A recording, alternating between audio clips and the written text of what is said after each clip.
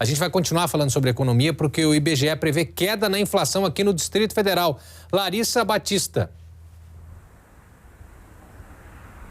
Boa noite, Porta Nova, para você e para quem nos acompanha no DF Record. Pois é, uma queda, mas uma queda leve, ali de cerca de 1%. Apesar dessa queda, a gente já acumula um valor no ano de uma taxa ali de inflação de cerca de 4,25% aqui na capital.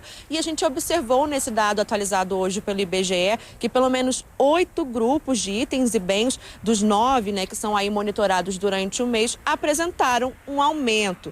A gente vai ao supermercado, vê que o preço dos alimentos, do leite, das bebidas vem encarecendo. De fato, isso foi representado nesse dado, né? O que a gente observa é que um dos principais vilões foi o leite, que a gente até apresenta ali o valor do litro chegando a R$ 9, R$ 8.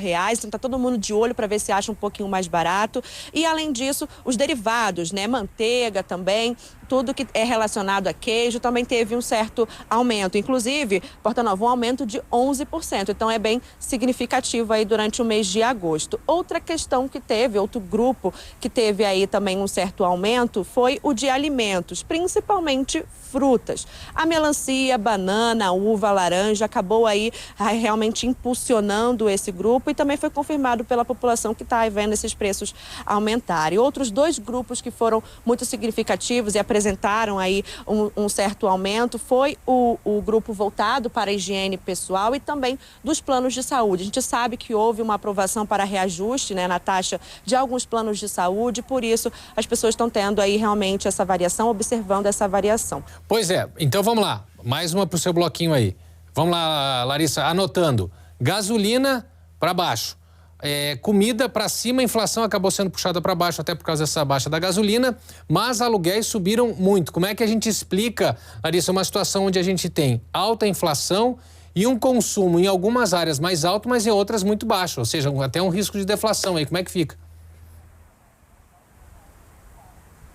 Pois é, Portanal, a gente sabe, né, o que a gente observa é que, de toda forma, o cenário para o brasileiro está complicado, a gente fica até um pouco confuso, né, como é que a gente vai lidar, vai economizar em uma parte, ao mesmo tempo tem que garantir o sustento ali, os alimentos em casa. Então, para a gente entender um pouco melhor esse cenário, a gente vai conversar agora com o Alexandre, que é economista. Alexandre, obrigada por vir conversar com a gente. E é justamente essa a pergunta. É uma situação de alerta a gente ter alguns valores, alimentos e apenas a gasolina descendo? Como é que a gente pode observar esse cenário no Brasil, na economia por agora? Boa noite. Boa noite, Porta Nova. Sempre um prazer poder contribuir com vocês. É muito importante para toda a população tentar entender um pouquinho esse mecanismo econômico. O que acontece? O que significa deflação? Perspectiva de deflação é justamente a redução de custos. Existe ali alguns aspectos de comparação para verificar, está aumentando ou não. A gente tem alguns pontos ali de deflação, outros não, mas na sua totalidade isso tem acontecido. Isso demonstra que nossa taxa Selic, que é a taxa básica do Brasil, está bastante alta. E automaticamente, o primeiro efeito que acontece é tentar conter ou diminuir o aumento de preço. Por quê? Porque pegar dinheiro fica cada vez mais difícil, fica caro. Tanto para os empreendedores que querem investir nas suas empresas, tanto para o consumidor que muitas vezes quer fazer novas aquisições e para isso precisa de pegar algum empréstimo e esse empréstimo fica salgado, fazendo que ele fique desestimulado e automaticamente reduz ali seu papel de consumidor. Com relação ao que a gente vem observando de política internacional, de economia internacional, a guerra, a alta para o custo de produção, a gente também ainda está sentindo o reflexo disso e deve continuar sentindo? A globalização, ela tem esse efeito que, de maneira super rápida, né, todos os países sofrem. No caso específico da guerra, né, a gente tem ali um problema em relação aos fertilizantes, um encarecimento e automaticamente o Brasil, né, é um grande produtor de grãos que automaticamente vai impactar na alimentação dos animais e automaticamente um consumidor vai sentir isso ali numa carne um pouquinho mais cara, num leite um pouco mais caro, como a gente tem visto ali e foi noticiado por vocês também. Portanova, então a gente estava até conversando com o Alexandre antes para a gente fechar aqui um pouco do raciocínio.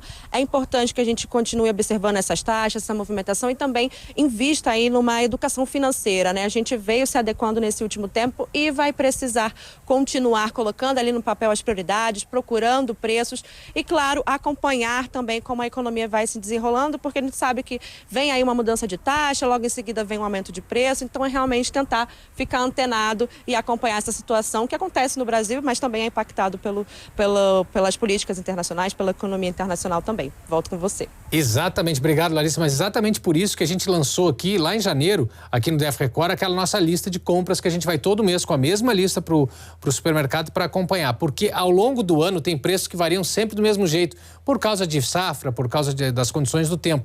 Então, se você sacar aquilo ali, conseguir usar substitutos, na época em que vai subir um preço, você já pode correr para outro para tentar escapar. Então, a gente tem feito esse dever de casa e tem trazido aqui para vocês, sempre acompanhando o movimento da economia e também o que afeta o seu bolso. Obrigado, Larissa, mais uma vez. Obrigado, Alexandre, também pelas informações aí, pela análise.